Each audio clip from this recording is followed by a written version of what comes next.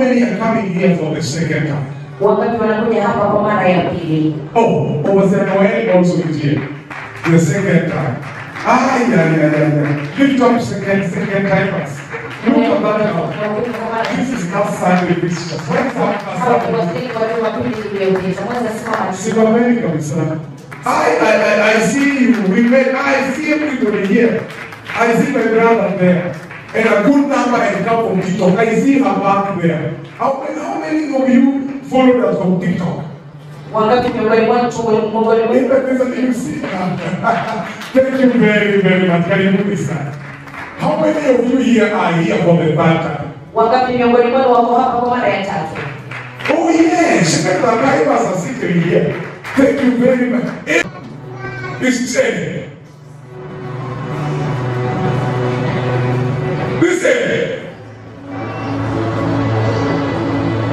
Anything coming? Okay. So that's now powerful, not actually. So I want to thank the Lord for all of you. Thank you very much. Now, do you have Bibles? Do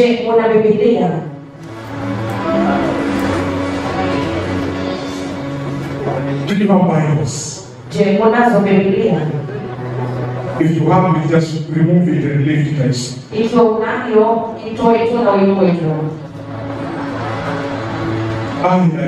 did you join us? When you join in?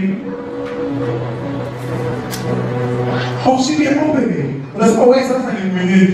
What's your name? You can't be serious. I've been looking for you everywhere. It is you, Pastor Chemase.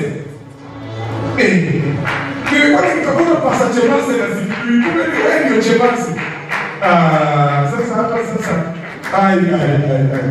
How many are pastors here? You are pastors. Please lift up your hand.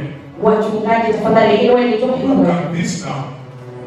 You look at this now. Lift up, let's lift it high. Pastors are seated everywhere. We are meeting on the service, all of you. Before I begin preaching, I will introduce a bit, but before I begin preaching, faith come. Because she was not here when I was introducing the rest of the family. She was still in school.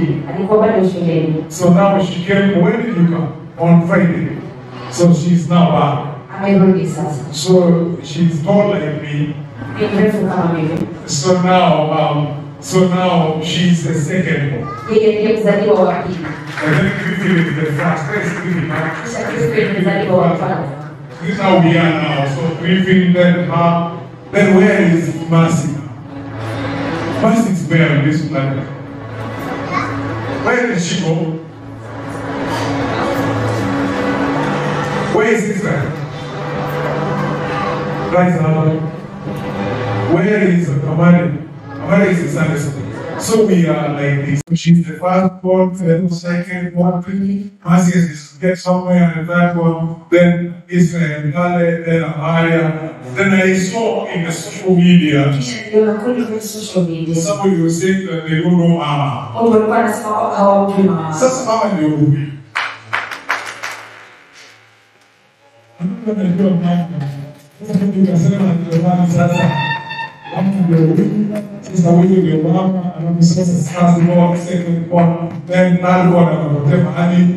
Then fourth one, then fifth one, Sunday school. So this is where we are. Thank you very much. Thank you. Thank you very much. Sunday tunamle karibu sana ibada. Tunasimama ibada daima na Yesu. Hallelujah. So beloved people, because time is short, let me rush with time. When we were here last week, we decided to start this very important teaching. And we were talking about worship as the pillar of salvation. The pillar of which every salvation must have. And we say that pillar of salvation is actually a lifestyle Ni mtindo wa maisha. And we say it is the life that you live in the presence of God. Na tukasema ni mtindo wa maisha unayoishi.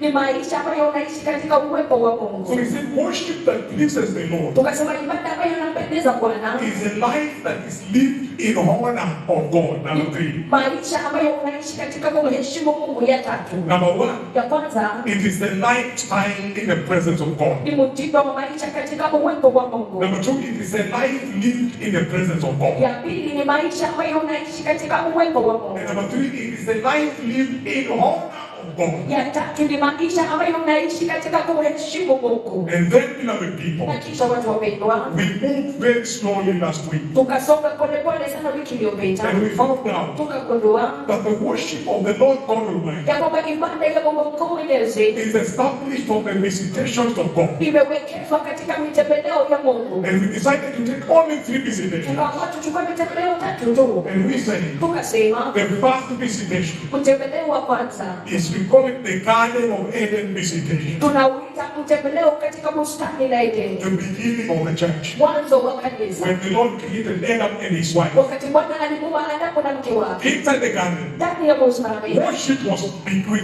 Ibada ilianzishwa. So their life in the presence of God Hivyo maisha yao katika uwepo wa Mungu signified iliashiria their relationship with God. uhusiano wao na Mungu. And so we say, Na hivyo tukasema worship ibada is a relationship between the Creator and the creature. ni uhusiano kati ya kiumbe na muumbaji. That the relationship between the creature and the Na Creator kwamba uhusiano kati ya kiumbe na muumbaji is not called friendship. haitwi urafiki, It is called worship. inaitwa ibada. That the human being Ya kwamba mwanadamu relates with God anahusiana na Mungu through worship. kupitia kwa ibada. And we have said Na tumesema that is a life you live in the presence of God. kwamba hayo ni maisha ambayo unaishi katika uwepo wa Mungu. So we say, Hivyo tukasema worship ibada is based, imewekezwa the foundation, misingi yake. just up there, is just karibu sana. Thank you for coming, please. Thank you very much. Welcome to Imara. Tunasimama Imara na Imara Yesu. Worship studio. Keyboardist. Kuja. Karibu Imara. Tunasimama Imara na Imara Yesu. Keyboardist nimwambia ukipoteza shauri yenu. Hallelujah. Now focus. That's focus. Kueleke sasa. So we say that worship is based on the visitations of God, right? Tukasema ibada imewekezwa katika mitembeleo ya Bwana, sivyo? And we chose 3 visitations. Na tukachagua mitembeleo 3. And we say Tukasema that the first visitation mtembeleo wa kwanza is the garden visitation. mtembeleo katika bustani la Edeni. That the beginning of worship Ya kwamba mwanzo wa ibada started in the garden. ulianza katika bustani. And we say Tukasema the life maisha of Adam ya Adamu and his wife na mke wake in the garden katika bustani is was called worship. ilikuwa inaitwa ibada. And then you can now say, if you are now a preacher like me, Kama sasa wewe ni mhubiri kama mimi, you can say, waweza sema when God was visiting them every day, wakati Mungu alikuwa anawatembelea kila siku, you can call that waweza kuita hilo the benefits of worship. faida za ibada. It brings God to your life Inamleta Mungu kwa maisha yako on daily basis. kila siku. And so Hivyo we moved there tukafika pale, and we say, tukasema inside the garden, ndani ya bustani something very important took place. kitu cha muhimu kabisa kilifanyika. The Lord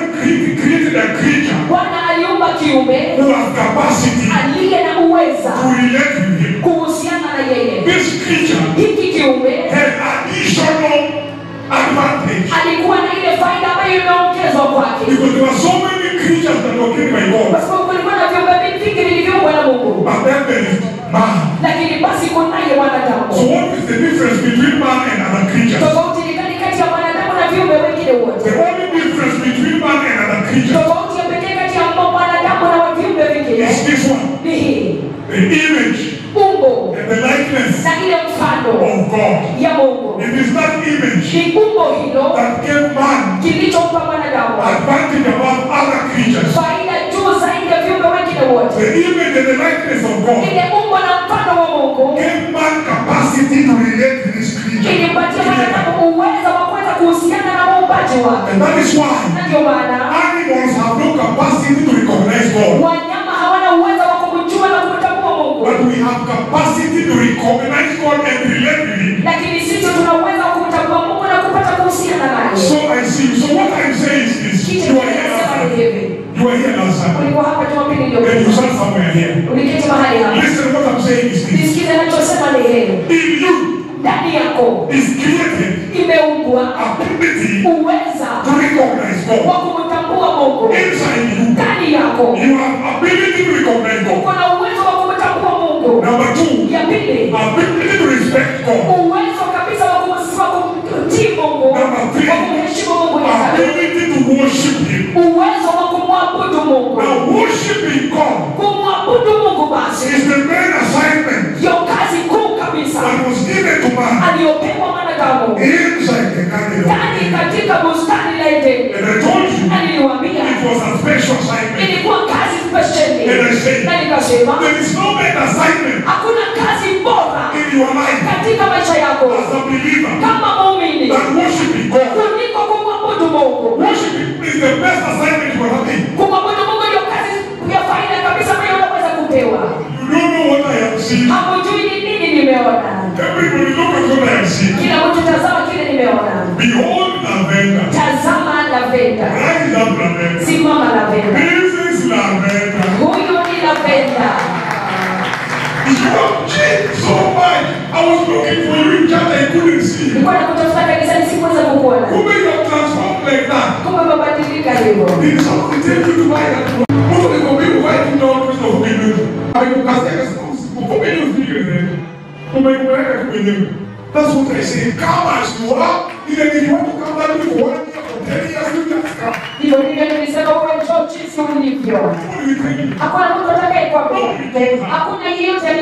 Worship is working in our life.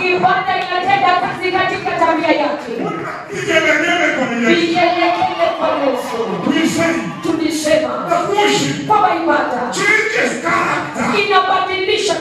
Worship has capacity to change your character.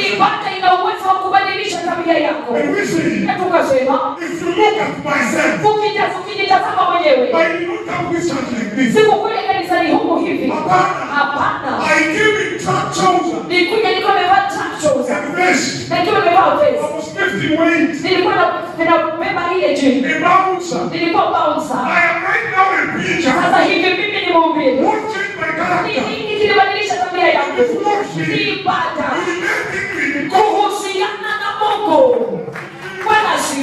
So I am now inviting you into a relationship with God.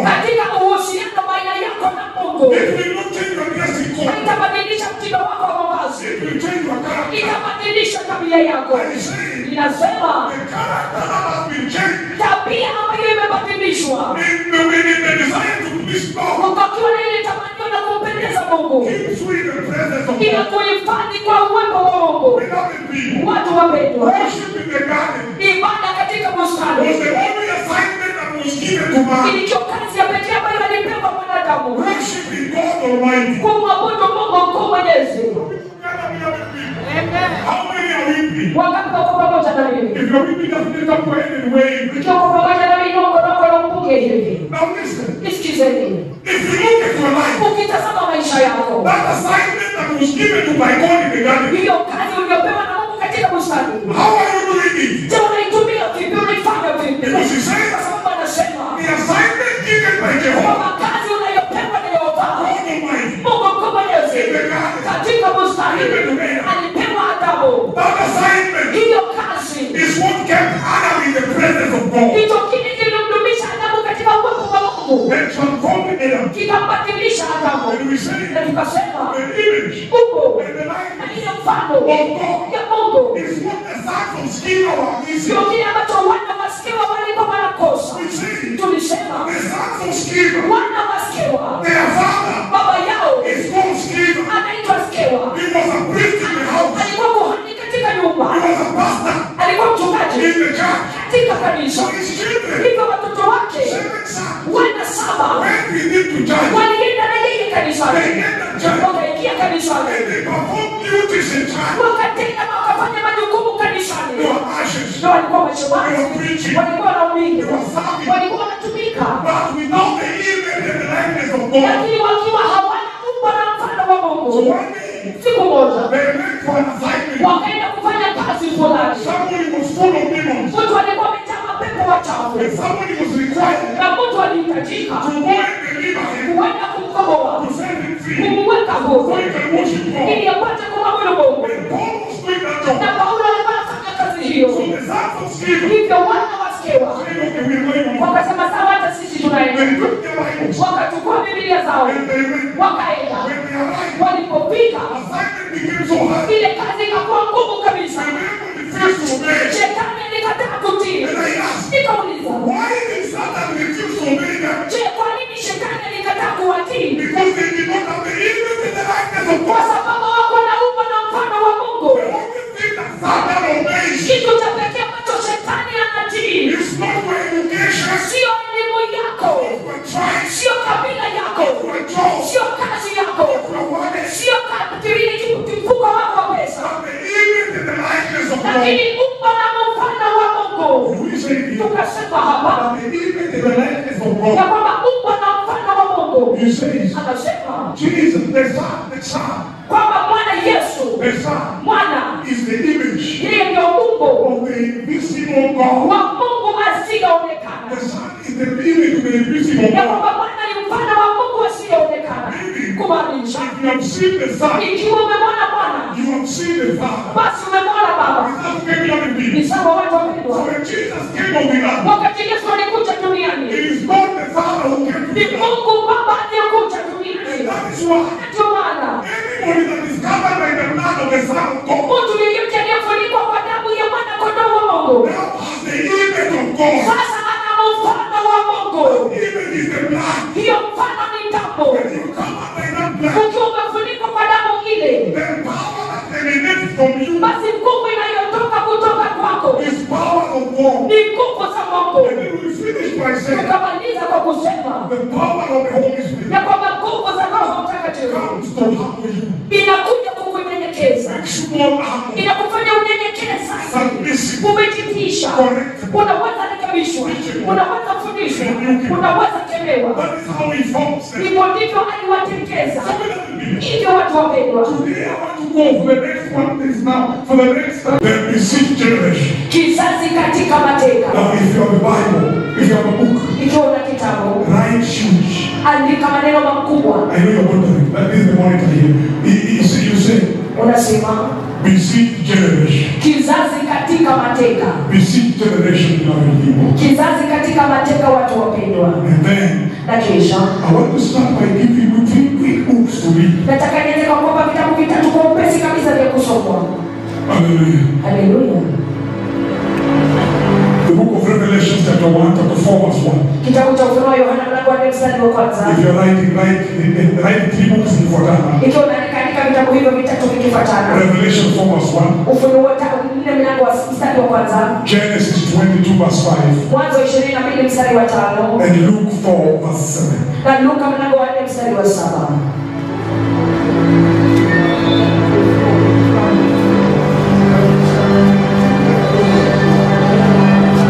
Thank you for focusing on me now, right now. Everybody focus here. Kila mtu mwenelele hapa. I am right here. Just focus on me. Niko papa hapa, mnitazame. And thank you and welcome to Imara Daima Mema. Asanteni na karibu katika madhabahu makuu ya Imara Daima. The book of Revelation, chapter upon their heads. Out from the throne came flashes of lightning and rumblings and peals of thunder, and in front of the throne 7 blazing torches burned, which are the 7 spirits of God, the 7-fold Holy Spirit. And in front of the throne there was also what looked like a transparent glassy sea, as if of crystal. And around the throne, in the center of each side of the throne, were the 4 living creatures, the beings in heaven, who are full of eyes in front and behind, with intelligence as to what is before and at the rear of them. The first living creature, being in bracket, was like a lion. The second living creature like an ox, and the third living creature had the face of a man, and the 4th living creature was like a flying eagle. verse 8. And the 4th the four living creatures, individually having 6 wings, were full of eyes all over within, underneath their wings, and day and night they never stop saying, Yes. Holy, holy, holy is the Lord God Almighty, the omnipotent, who was, who is, and who is to come. Verse 11. Verse 11 says, worthy are you, our Lord and God, to receive the glory, the honor, the dominion, for you created all things by yourself. For you created all things by your will. They were brought into being and were created. Chapter 5 verse 9. Chapter 5 verse 9 says, and now they sing a new song, saying, you are worthy to take the scroll and to break the seals that were on it. You were slain and sacrificed, and with your blood you purchased men unto God from every tribe and every language and people and nations. Verse 12. Verse 12 says, saying in a loud voice, deserving is the Lamb of God, who was sacrificed to receive all the power, the riches, and wisdom, and might, and honor, and majesty, glory, and splendor, and all blessing. Vigelegele kwa the Lamb of God. Why was I reading that long reading? Why was it important? Just focus on me. Look at this now. Those scriptures, those words, explains why we worship. The reason, the origin of our worship. He's saying, there is the Lamb of God. He is in heaven. But John says, he said he was going to come up here. And I will show you what is happening. And when he enters, when he enters the presence of God, in the kingdom, the throne, someone sitting on the throne, 4 living creatures, 24 elders, and the angels. But coming from the throne was the source of worship. It is a worthy is he. Holy is he. For he created. For the first foundation. Why do we worship? We worship because he is our creator. There is no better reason.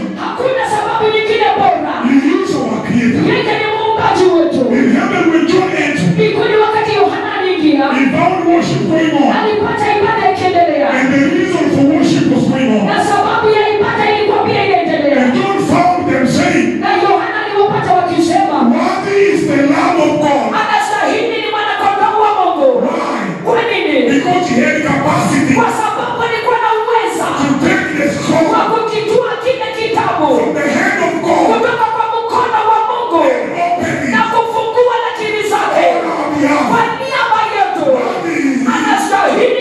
That is the reason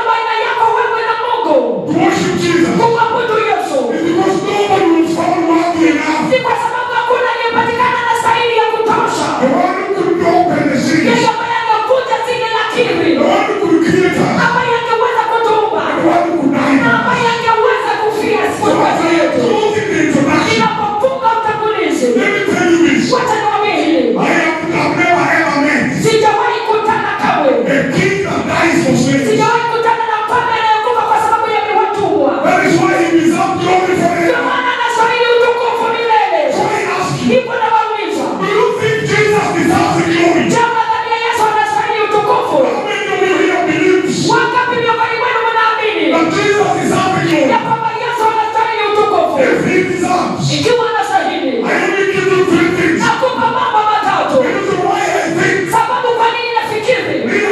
Mimi kama wakati. Na wazia. Ya kwamba Yesu wa Nazareti. Bwana wangu na mfalme. Mwokozi na rafiki. Anastahili utukufu. Ya kwanza. Ni yeye aliyeniumba. Na Biblia inasema.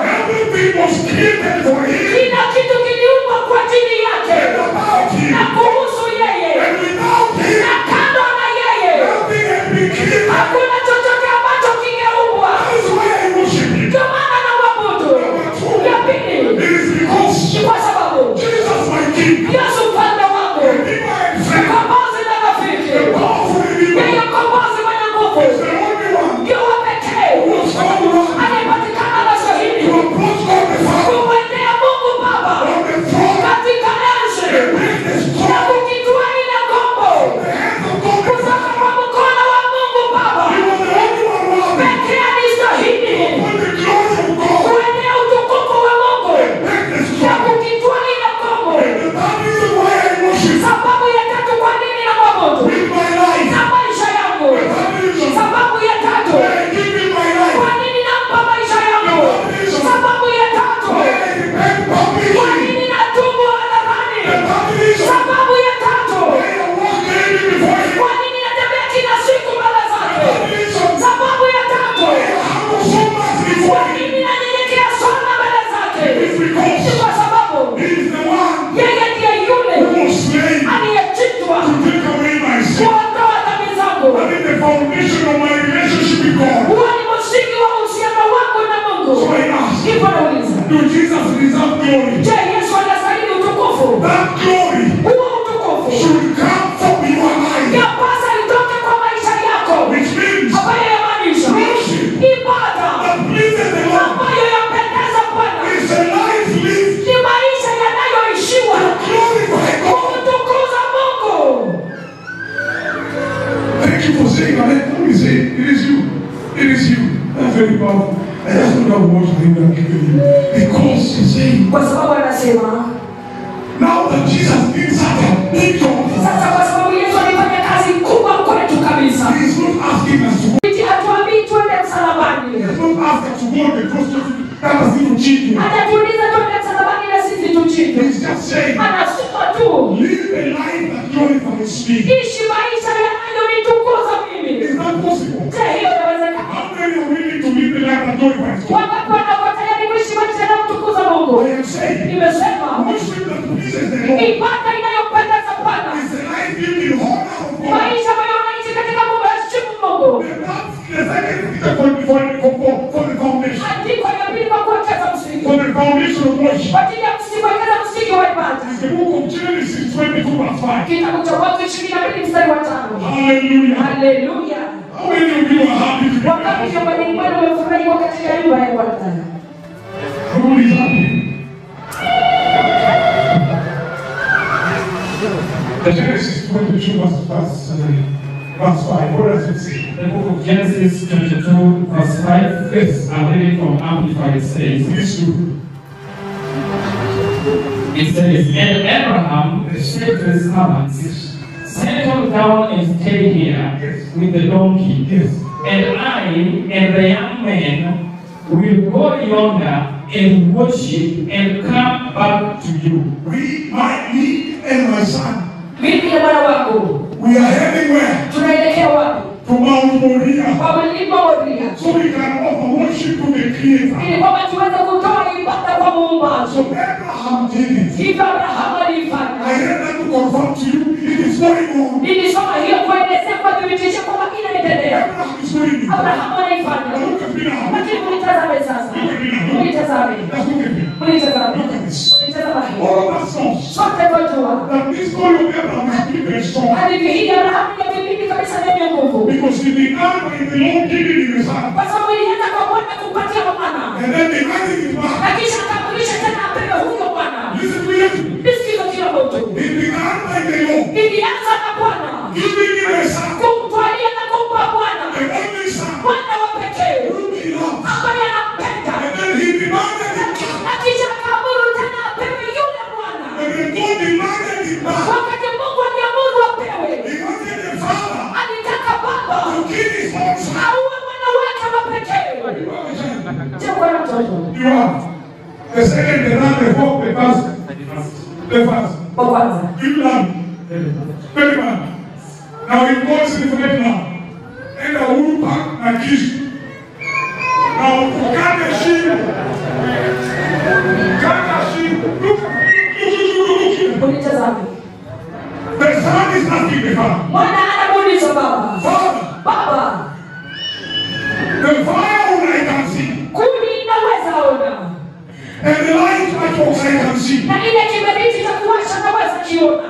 Where is the sacrifice? Iko wapi dhabihu? And at that hour you are the father. Katika saa hiyo wewe ni baba. There is a possibility of disobeying. Kuna uwezekano wa kukosa kutii. And the wife, Na mke wake can ask, anaweza uliza, where are you going with my child? unaenda wapi na mtoto wangu? That is why Adam did not ask Sarah. Ndio maana Abrahamu hakumuuliza sana. That's why Abraham did not ask Sarah. Abrahamu hakumuuliza sana. Because things don't change. Kwa sababu mambo He yakabadilika. picked the boy and left. Alichukua mtoto na kuondoka. So I am saying, Ndio maana anasema, by love we learn. kwa hiyo tunajifunza. Worship is the lifestyle. Ibada ni mtindo wa maisha. Living full obedience of God. Ambayo unaishi katika kumtii Mungu kikamilifu. Full obedience to God Almighty. Kutiifu kwa Mungu Mwenyezi kikamilifu. He obeyed God. Alimtii Mungu. And he took the son. Akachukua mwana wake. And he said, let us go and worship. Akasema twende tuabudu. And it means Yamaanisha sacrificing him. dhabihu kumtoa kama To dhabihu.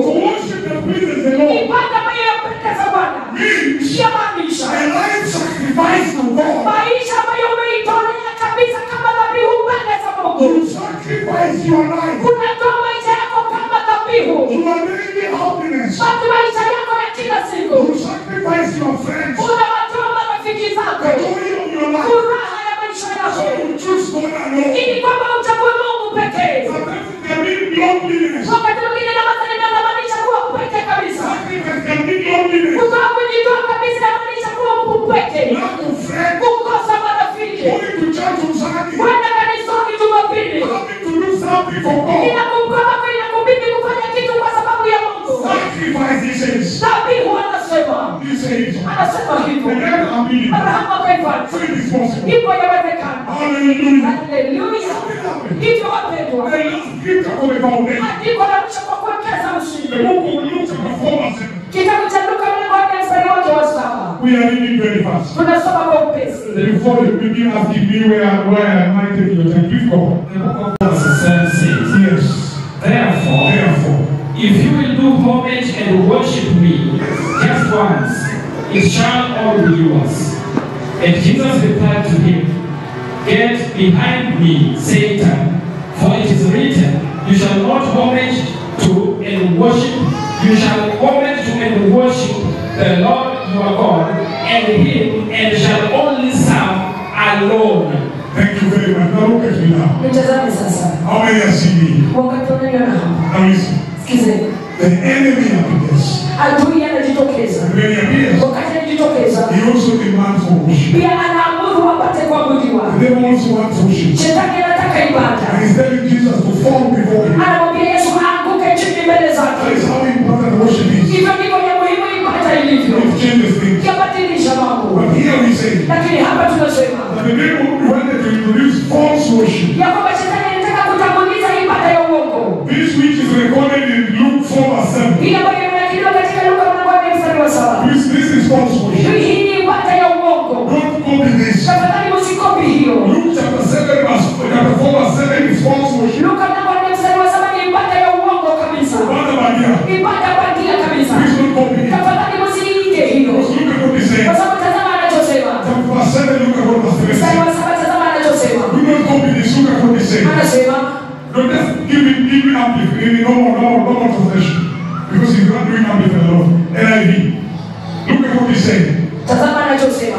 If you worship me, Ikiwa utaniabudu, it will be yours. itakuwa yote itakuwa yako. That is wrong. Hiyo ni uongo. Do not worship God like that. Usimwabudu Mungu hivyo. Look at verse 6. Give me verse 6. Tazama mstari wa 6. Give me verse 6. Tazama mstari wa 6. He said to him, Alimwambia, I will give you all the authority and splendor. nitakupatia mamlaka yao yote na ukuu wake.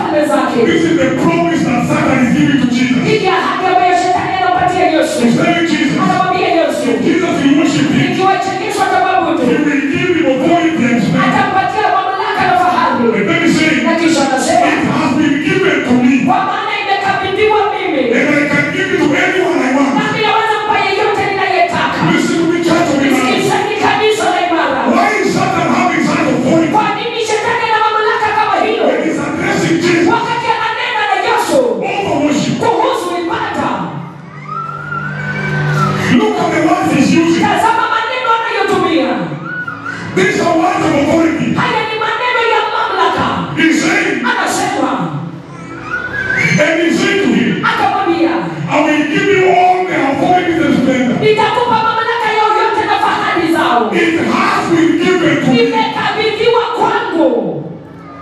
And then he said, Na kisha anasema, and I can give anyone I want. na naweza mpa yeyote ninayetaka. You can even say it was arrogant. Unaweza sema hata niko na kiburi kabisa. Look at this. Tazama hii. Which power is this Hii ni nguvu aina gani that Satan is bragging ambayo about? shetani anajivuna kuihusu? Which power is Ni this? nguvu gani hii? Because he's saying Kwa sababu anasema he can give it to anybody. anaweza mpa yeyote anayetaka. Actually, he didn't want to give it to Jesus. Alitaka hata kumpa Yesu. And he's saying Anasema the only person that will give that power mtu wa pekee atakayempa nguvu hiyo is the one who will worship him. ni yule atakayemwabudu. So which power is this? Basi hii ni nguvu gani hii? And where did he get this Na power? alipata wapi nguvu hii? Listen to me, people. Nisikizeni watu We wapendwa. go back to the garden. Tunarudi kwa bustani. The image and the likeness of God Ile umbo na mfano wa Mungu was lost in the garden. ilipotezwa katika bustani. Adam and his wife lost it. Adamu na mke wake walipoteza. When they disobeyed Wakati walikosa kutii the instructions of worship, maagizo ya ibada, they lost it. walipoteza. And who took it? Na nani The aliichukua? devil took it. Shetani aliichukua.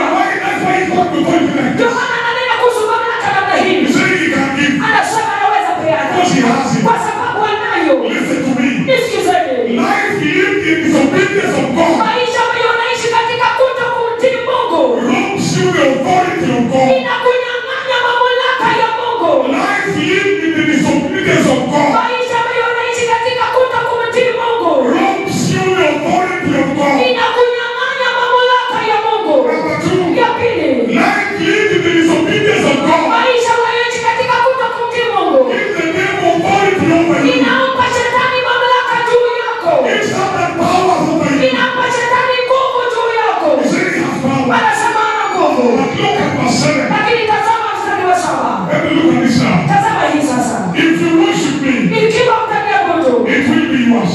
itakuwa yako. So that's what I told you. Hiki ndicho niliwaambia. The devil introduced for. Shetani alitanguliza ibada bandia. He said Anasema worship is transactional. ya kwamba ibada ni unaabudu kuhusiana na kile ambacho unapata. If you worship God, Ikiwa unamwabudu Mungu, he gives. anakupa. Meaning, Kumaanisha we only worship him because he's going to do what? He's going to give. kwamba tunamwabudu tu kwa sababu atatupa. And very many people in the Na church watu wengi sana kanisani have related with God in that manner. wamehusiana na Mungu kwa njia hiyo. When they lack, Wakati wanakosa, they say God has abandoned them. wanasema Mungu amewaacha. If they're going through hardship, Wakati wanapitia magumu, they say God has left them. wanasema Mungu amewaacha. When life is hard, Wakati maisha ni magumu, they accuse God. wanamdhihaki Mungu. But he said, Lakini anasema you do not worship God because of what he gives. hauabudu Mungu kwa sababu ya kile anachokupatia. Hapana. Hapana. And because he's the Ni creator, kwa sababu ya kwanza yeye ni muumbaji. he's the creator. Yeye ni muumbaji. Even if you have nothing, Hata kama huna chochote, don't you have life? je, huna uzima? His name is house worship. Bado anastahili ibada. Number two, Ya pili, he took the straw. alichukua ile kombo. Number three, Ya tatu, he's the one who was ni slain. yeye aliyechinjwa. Listen, beloved people. Sikizeni watu wapendwa. So now as I'm here, now listen. Nisikizeni. Now listen. Nisikizeni. Listen to this. Sikizeni hii. I am now taking you to the heart of it now. Napeleka sasa katikati ya Unless I will take life forever in this foundation, let me take the heart of it. wacha nipeleke ndani kabisa ya ujumbe wenyewe. Can you please give me the book of Jeremiah, Nipatie kitabu cha Yeremia chapter 1? mlango wa kwanza. The reason why we are here, Sababu kwa nini tuko hapa? before we get deceived by Satan, Kabla tupate kutekwa na shetani. the reason why we are here. Sababu kwa nini tuko hapa? Jeremiah chapter 1. Yeremia mlango wa kwanza. You can actually begin from verse 1. Wezanzia mstari wake wa kwanza. You see now. Waona sasa. Look at what he said. Jeremiah chapter 1 from verses 1 says, Yes. The words of Jeremiah, the son of Hilkiah, the priest, who were in Ananoth, in the land of Benjamin, to whom the word of the Lord came in the days of Josiah, son of Ammon, king of Judah, in the 13th year of his reign. Yes. It came in the days of Joachim, the son of Josiah, king of Judah, until the end of the 11th year, of Zedekiah son of Josiah, the king of Judah, until the carrying away of Jerusalem into the captivity in the 5th month. Until they finally were taken where? To captivity. He kept on prophesying until they were taken where? To captivity. Alizidi kutoa unabii hadi walipopelekwa katika mateka. Let me say. Kisha anasema, and the word of the Lord came to me, Jeremiah, saying, yes, before I formed you in the womb, I knew you and approved of you as my chosen instrument. And before you were born, I separated and set you apart, consecrating you and appointed you as the prophet to the nations. They say, verse 18, please, because of that. Verse 18 says, yes, I'm jumping to 18 says, yes, and now, what have you? It is for I, behold, I have made you this day a fortified city, an iron pillar, and bronze walls against the whole land, against the successive kings of Judah, against his princes, against his priests, and against the people of the land, giving a divine strength which no hostile power can overcome. And they shall fight against you, yes, but you shall not finally prevail. They shall not finally prevail against you, yes, for I am with you, says the Lord, yes, to deliver you. yes, continue. That is now chapter 2. Okay, so thank you. Now look at me, everyone. Tazame kila Because I mmoja. was saying, we don't be terrified or we carry you for them. That is Pastor Beli. You see, get yourself ready, stand up and say to them, whatever I command you, do not be terrified by them, or I will terrify you before them. No, we're telling you. Nitazame kila mmoja. I want to run those that is not this. Nitafanya kazi kwa sababu wakati wako upande wako. Look at me now. Nitazame sasa. That is the prophet of God, Huyo ni nabii wa Mungu. Jeremiah. Yeremia. And I'm running here, I'm jumping all over things. Ninaenda na hii kwa sababu naweza maneno kasi kabisa baadhi ya vitu napita. Jeremiah Yeremia prophesied, anatalitoa unabii. and then up to the time when Israel entered Babylon. Hadi kwa wakati ambapo Israeli waliingia Babeli. But now look at this. Lakini tazama hii. Chapter 1 of Jeremiah Mlango wa kwanza wa Yeremia.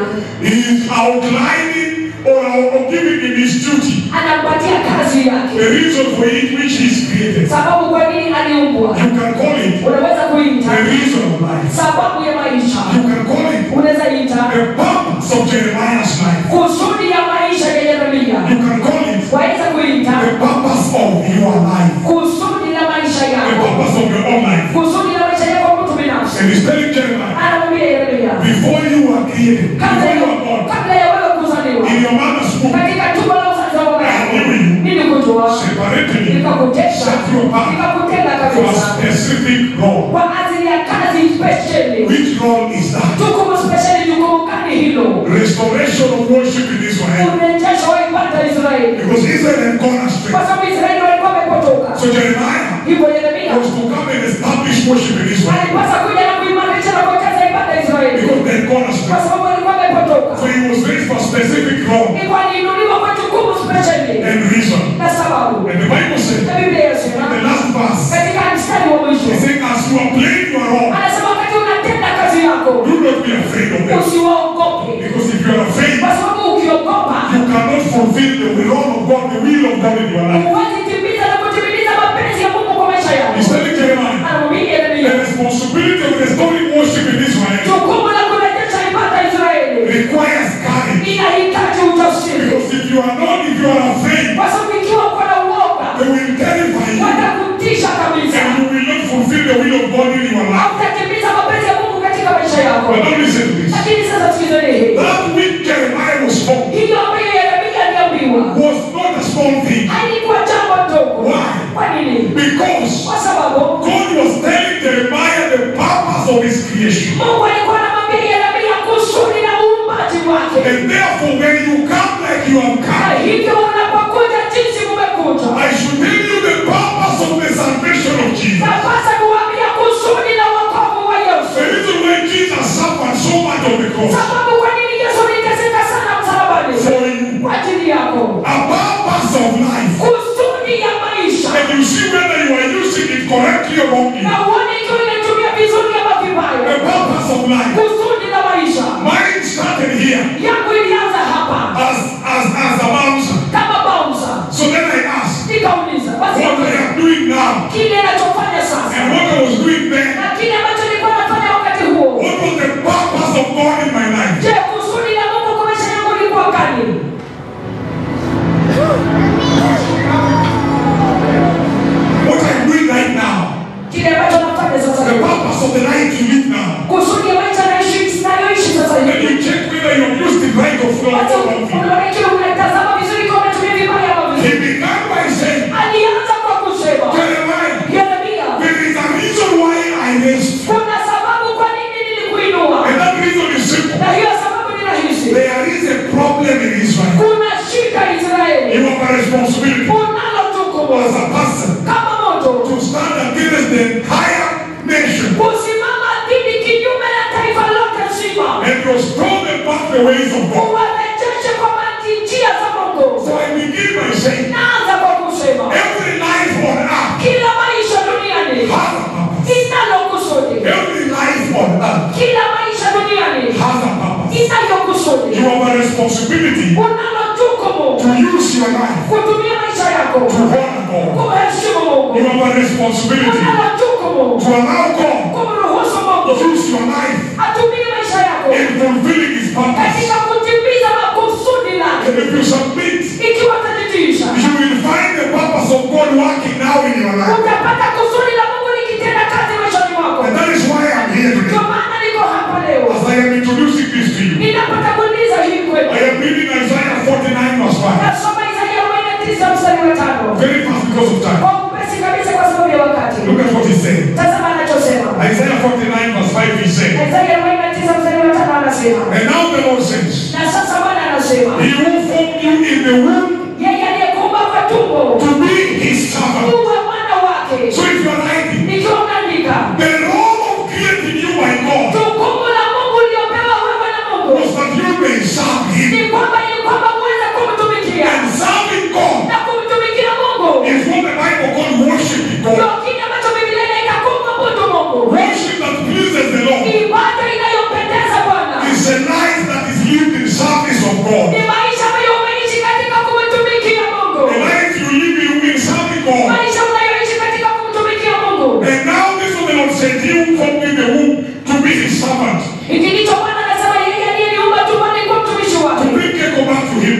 Kumrudisha tena Yakobo And kwake. gather Israel to Himself. Na kukusanya Israeli kwake. For I am honored in the eyes of the Lord. Kwa maana nimepata heshima machoni pa Bwana. And my God has been my strength. Naye Mungu wangu amekuwa nguvu yangu. Worship that pleases the Lord Ibada inayompendeza Bwana. is a life that lives in honor of Ni God. maisha ambayo unaishi katika kumheshimu Mungu. Now listen, Sikiza. if you honor God in your life, Ikiwa utamheshimu Mungu na maisha yako. God honors your life. Mungu anaheshimu maisha yako. If you honor God in your life, He honors your life. Ukuheshimu Mungu na maisha yako, naye anaheshimu maisha yako. If your life is being used to do wicked things, Ikiwa maisha yako yanatumika kutenda mambo maovu. why do you live many years? Kwa nini wanaishi miaka mingi? To use your life to mock God? Kutumia maisha yako kumdhihaki Mungu. But if you are using your life Lakini ikiwa unatumia maisha in yako service of God katika utumishi wa and Mungu honor of na God, kumheshimu Mungu, then the Lord becomes your strength. basi Bwana anafanyika nguvu yako. This is what He's saying. Hiki ndicho anachosema. My God has been my Ya strength. kwamba Mungu wangu amekuwa nguvu yangu. Because your life honors Him. Kwa sababu maisha yako yanamheshimu yeye. He is saying, Anasema, I formed Israel niliumba Israeli. to live a life honoring me. Waishi maisha wakiwaheshimu mimi. In honoring me. Katika kuniheshimu. And if Israel honors me, Ikiwa Israeli wataniheshimu, then it becomes her strength. basi nafanyika nguvu yake. I want to ask you, Nataka niwaulize. how many of you here would wish that the Lord becomes their strength? Wangapi miongoni mwenu mungependa Mungu awe nguvu yenu? Why do we need God to be our strength? Kwa nini tunahitaji Mungu awe nguvu yetu? Because in this world, Kwa sababu duniani humu there are so many things that, kuna vitu vingi vitakufanya dhaifu. so many things of the world Vitu vingi vya ulimwengu that will make you discouraged. ambayo itakushusha moyo. When they call me, Wakati wananipigia simu, nobody they call me at the verge of giving kwa up. kawaida wananipigia simu wakiwa karibu kukata tamaa. Like this week, wondering what was going on in the church.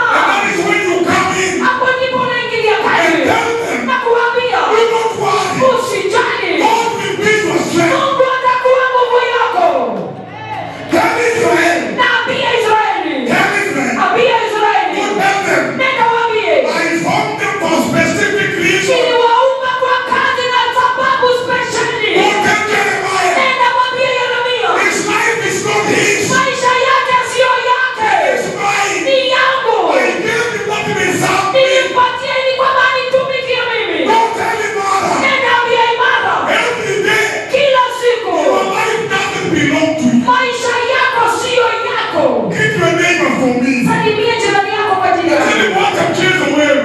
Wakiwacha mchezo wewe. Wewe unaishi kwa maisha unasumbua watu kila siku na maisha yako. Ishi maisha yako katika kumheshimu Mungu. Wacha siasa. Wacha siasa.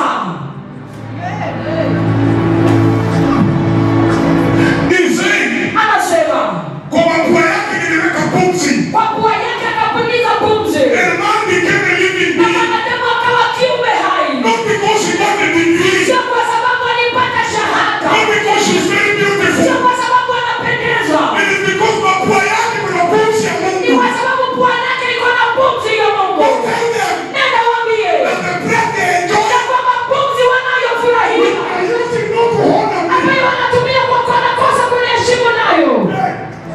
Basi mtu alikupea pesa yake alafu unamtusi ndani. Kama mtu alikupea nyumba yake for free, alafu kwa hiyo nyumba yake for free anapata unamtusi ndani ya nyumba yake. Go tell them Nenda waambie they became a living being walifanyika kiumbe hai for a special purpose. kwa ajili ya kusudi special. Give me verse 8. Patia mstari wa 8. For a special purpose. Kwa ajili ya kusudi special. And you see, he planted the garden Anasema niwaweka katika bustani. and man was required Na mwanadamu to alihitajika work in that garden. kutenda kazi katika Now hilo. the work in the garden Kazi katika bustani. is the worship that pleases the Lord. Ndio ibada inayompendeza Bwana. Working in the garden of God. Kufanya kazi katika bustani ya Mungu. Yeah. Form them and place them in the garden Aliwaumba na kuwaweka kwa bustani. to work for Him. Kwa kumfanyia yeye kazi. He's saying, Anasema "Go tell Israel nenda vya Israeli. to start working for me." Waanze kufanya kazi kwa ajili yangu. That is how they please me. Hivyo ndivyo wananipendeza mimi. And just imagine, Wazia tu. if you work for God, Ikiwa utafanyia Mungu kazi, everything you need in life you will find. kila kitu unachohitaji maishani utapata. I serve God here Na mtumikia Mungu hapa by receiving your calls kwa kupokea simu zenu and praying for you every day na kuwaombea kila siku and visit your na life. kuwatembelea ninyi. And I have never lacked Na sijawahi kosa because I kazi am working for God. kwa sababu natendea Mungu kazi. Even the wicked serve the wicked master. Hata yule mtu yule bwana mwovu They normally pay kwa their servants. kawaida huwalipa watumishi wao. I work for God. Nafanyia Mungu kazi. I am a God servant. Mimi ni mtumishi wa I Mungu. use my life Natumia maisha yangu to serve the Lord. kumtumikia Mungu. And God is serving my life. Na Mungu anatumikia maisha Go yangu. tell Israel, Nenda waambie Israeli. use your life to serve God. Tumia maisha yako kumtumikia Mungu. Sasa mimi sijui niwaambie nini tena. Nimeongea mpaka na sweat. Sasa mimi niwaambie nini?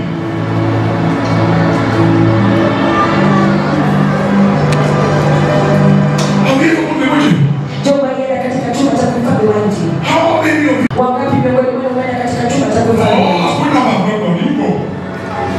Just enter mortuary, you will come back on your knees crying and praising God in your life. Nenda ingia katika chumba cha kuhifadhi maiti, mtatoka pale ukiomba na kusifu Mungu kwa ajili ya maisha yako. There they all look alike. Mule ndani wote wanafanana. There is no woman, there is no man. Hakuna mwanamke, hakuna In mwanamume. the world of darkness, Katika ulimwengu wa they giza, are hard like wood. wani wagumu kabisa kama mbao. They are thrown. Wanatupwa. There is no honor in death. Hakuna heshima katika kifo. Please honor God now. Tafadhali muheshimu Mungu sasa. Please honor God now. Muheshimu Mungu sasa tafadhali. There is no honor there. Hakuna heshima pale. Look at what he's saying. Tazama anachosema. The book of Psalms 119 verse 73. Look at what he's saying. Zaburi 119 mstari wa 73. Tazama anachosema. Look at what he's saying. Tazama anachosema. I am rushing with time. Nenda kwa upesi kwa sababu ya wakati. Psalms 119 verse 73. Look at what he's saying. Zaburi 119 mstari wa 73 anasema. They did not get it. 19 verse 73. Look at what he's saying. Tazama anachosema.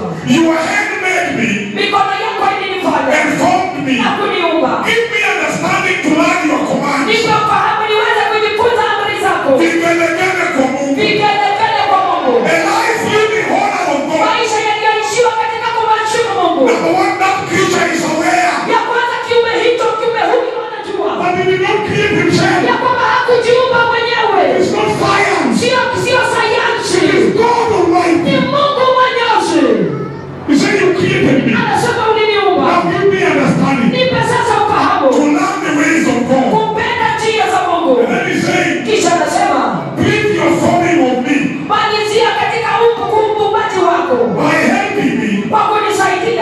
conform by your righteousness. kupata kujiendeleza katika uhaki wako. Kamilisha uumbaji wako ndani yangu. Kamilisha uumbaji wako ndani yangu. Ili unisaidie kuelewa uhaki. Kuelewa uhaki.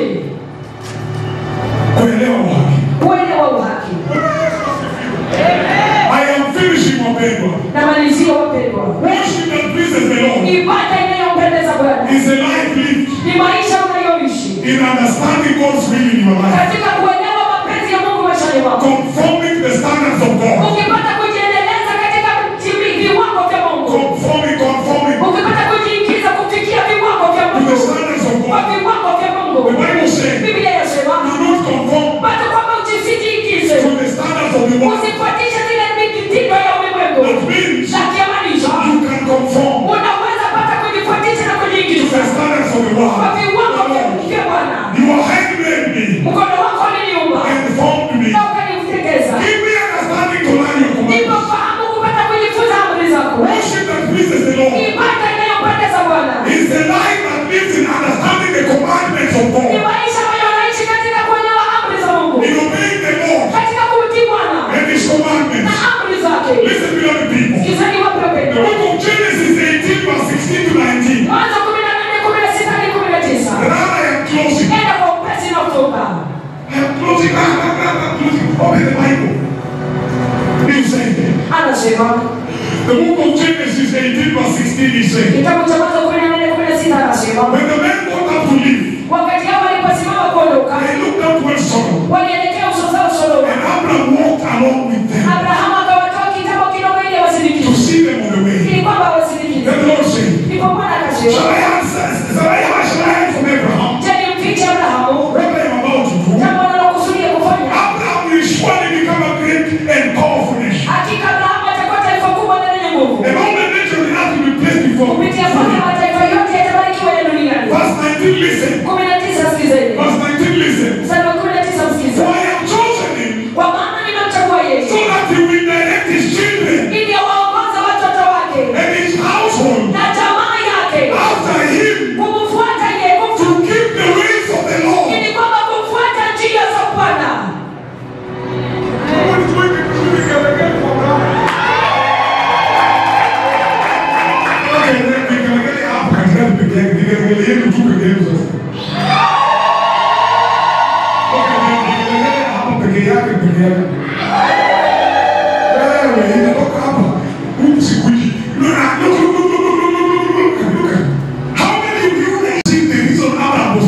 Wangapi miongoni mwenu sasa mnaona sababu kwa nini Abrahamu aliumbwa? Je, mumeona? Je, mumeona? Tazameni mstari wa 19. Anasema, kwa maana nimemchagua yeye. Nimemchagua yeye ili awaongoze watoto wake na jamaa yake baada yake kuhifadhi na kushika sheria za Mungu kwa kutenda kile ambacho ni cha haki na uadilifu, ili Bwana atimize ahadi yake ya kwa Abrahamu. Vigelegele kwa Yesu. Nafunga na nini? Na warutuma mrudi nyumbani. Lakini na watuma hivi. Your life has a purpose. Maisha yenu yana kusudi. If you are married, Ikiwa uko katika ndoa, listen. sikiza. Your marriage has a purpose. Ndoa yako ina kusudi. He said, Anasema to bring worship in the house. kuleta ibada kwa nyumba. He chose Abraham Alimchagua Abrahamu so he can direct his children ili kwamba aongoze watoto wake and his household na nyumba yake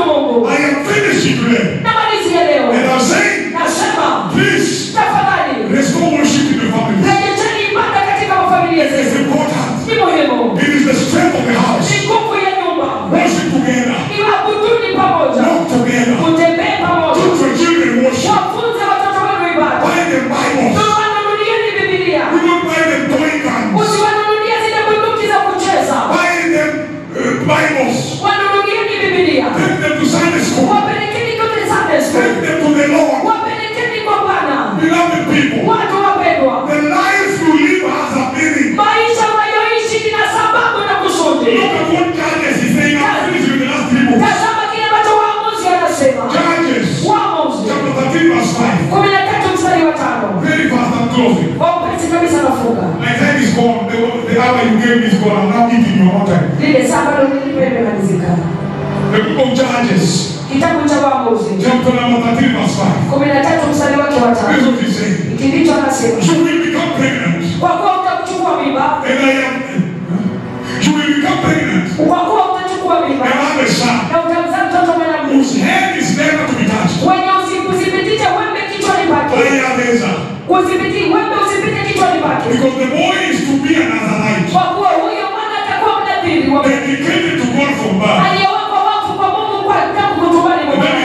Kisha anasema he will take the lead in delivering Israel from the hands of the Philistines. Nani ataanza kuokoa Israeli kutoka mikononi mwa Wafilisti? He said, anasema Samson here, Samsoni hapa, his life, maisha yake, before he is born, kabla azaliwe, is already commanded by God. tayari ameamrishwa na Mungu. Samson has not been born, Samsoni hajazaliwa bado, but he has no right over his life. lakini hana haki juu ya maisha yake. God has taken control. Mungu amechukua usukani. And he said, Anasema his life will be dedicated to God. maisha yake yatatiwa wakfu kwa Mungu. This worship that pleases the Lord. Basi ibada inayopendeza Bwana ni nini? It is a life dedicated to Ni God. maisha yaliyotolewa kwa ajili ya Mungu. Dedicated for Ni kelekele kwa Mungu. a life Maisha dedicated to God. yaliyotolewa kwa Mungu. How many men dedicate their lives to God? Wanapenda kutoa maisha yao kwa Every Mungu. morning. Kila asubuhi. Look at what it says here. Tazama anachosema hapa. Let me find Judges by myself. Let me look for it. Judges is somewhere. I found it in this here. Look at what he said. Look at what he said. Tazama anachosema. Verse 6. Very fast. I'm reading what he said. Mstari wa 6 anasema. Then the woman went to the husband and told him, Ipo ya kueleza. a man of God came to me. Watu wa Mungu walinijia. He looked like an angel of God. Alionekana kama malaika wa Mungu. Very awesome. Wa kutisha kabisa. I didn't ask him where he came from. Sikumuuliza alikotoka. And he did not tell me his name. Wala hakuniambia jina lake. But he said to me, Lakini aliniambia you will become pregnant utachukua mimba and have a son. na utazaa mtoto Now mwanamume. then drink no wine Basi sasa usinywe mvinyo or any from no other forbidden drink. wala kileo chochote kingine. Do not eat anything unclean. Usijitie, usikule chochote kitu kinajisi. Because the boy you will give you, the boy will be the man of God. Kwa kuwa mtoto huyo utakayekuwa naye atakuwa mnadhiri wa Mungu. Even the mother, Hata mama yake life is now dictated by God. maisha yake sasa yanaelekezwa na Mungu. If you want your children to live holy, Ukitaka watoto wako waishi watakatifu, you must live holy. lazima wewe uishi mtakatifu. You must. Lazima. It starts by parents. Inaanza na wazazi. The man of God came to me. Mtu wa Mungu alikuja kwangu. He looked like an angel. Anaonekana kama malaika. He told me, Aliniambia, I have a generation in me. ninao kizazi ndani yangu. I am going to carry a boy. Nitabeba kijana. Because of that boy, Kwa sababu ya huyo mtoto mwanamume. my life must now be holy. Maisha yangu sasa lazima yawe matakatifu. Look at what he said. Tazama anachosema. I am sorry for taking your time. I am feeling in this scripture. Poleni sana kwa kuchukua muda wenu, lakini namalizia. He's saying in verse 8, Anasema mstari wake wa 8. then Manoah to God, Ndipo Manoa akamwomba Bwana, pardon your servant, Lord. nakusihi Bwana, I beg you to let the man of God you sent to us to come and teach us how to bring up the boy who is to be born. nakusihi huyo mtu wa Mungu aliyemtuma kwetu aje tena ili atufundishe jinsi ya kumlea huyo mtoto atakayezaliwa. Send back your angel. Utume tena malaika wako. We are waiting. Tunasubiri. As a family, we are waiting. Kama jamii tunasubiri. Send us your angel. Tutumie malaika wako. That he may teach us Atufundishe how to walk in your ways. jinsi ya kutembea kwa njia zako. Send us your servant. Tutumie mtumishi wako. The Lord has now sent his servant. Na Bwana amewatuma watumishi wake Teach us how to live. kutufunza jinsi ya kuishi. And what is the way to live? Na njia ya kuishi ni gani? Holiness. Utakatifu. And righteousness. Na haki. To be the strength of your family. Kuwa nguvu ya familia yenu. Send us the angel. Tutumie malaika. To come back again. Arudi tena. So he can train us Ili kwamba tufunze how to live with that boy. jinsi ya kuishi na huyo mtoto. That boy that is holy. Mtoto huyo mwanamume ambaye ni takatifu. Look at what he says. Tazama anachosema. Verse 10. Mstari wa 10. God had Noah. Bwana akamsikia Manoa. And then like that, the angel came back. Malaika akarudi. Verse 12. Mstari wa 11. So Noah asked him, Manoa akauliza, when your words are fulfilled, wakati neno lako linatimilizwa, what is to be the rule basi sheria yapasa kuwa kali that governs the boy's life. ambayo inadhibiti maisha ya mtoto huyu. I like that man. Because you saw what I have seen. Can just give mighty Jesus. Sema Yesu uko. Say now, mighty Jesus. Yesu uko. Today, Leo I receive you as my Lord and Savior. na kupokea kama Bwana wangu na Mwokozi wangu. Please help me to walk in your ways. Tafadhali nisaidie kutembea katika njia zako. From today, Kuanzia leo, restore my life rejesha maisha yangu and help me to stand na unisaidie kusimama in holiness katika utakatifu and the righteousness of God. na uhaki wa Mungu. Today, Leo I choose you, Jesus, na kuchagua wewe Yesu as my Lord and Savior. kama Bwana wangu na Mwokozi. Today I am born again. Leo nimeokoka. Let us give a mighty hand clap to God. Tupige makofi makubwa kabisa kwa Bwana. Now, Sasa I want to worship you over. nataka ibada ichukue shukrani.